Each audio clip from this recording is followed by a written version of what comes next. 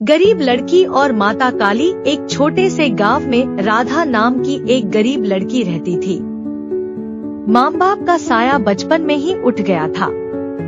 वह अपने छोटे से झोपड़े में अकेली रहती और दिन भर खेतों में मजदूरी करके किसी तरह पेट भरती। लेकिन उस दिन हालात इतने खराब थे कि राधा के पास खाने को एक दाना भी नहीं था।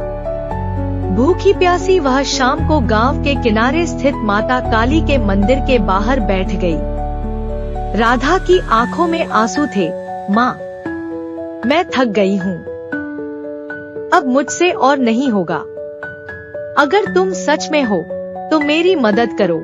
अचानक मंदिर के भीतर से तेज घंटियों की आवाज आई और दीपक की लौ हवा के बावजूद बुझी नहीं। राधा ने देखा कि मंदिर के गर्भगृह से एक काली छाया बाहर आई। वह छाया धीरे धीरे मानो जीवंत हो उठी। काली माँ स्वयं वहाँ खड़ी थी, आंखों में अग्नि पर चेहरे पर अपार करुणा। माँ काली ने कहा, बेटी, जो सबसे अंधेरे समय में भी हार नहीं मानता वही सच्चा भक्त है। भूख और दर्द सिर्फ तुम्हारी परीक्षा है।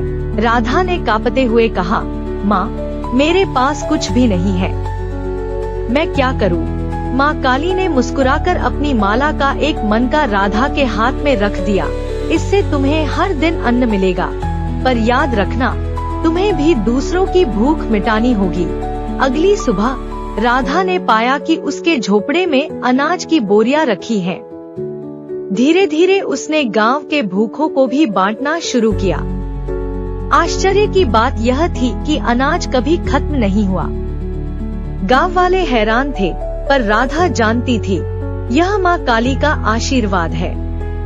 उस दिन से वह सिर्फ अपने लिए नहीं बल्कि पूरे गांव के लिए जीने लगी।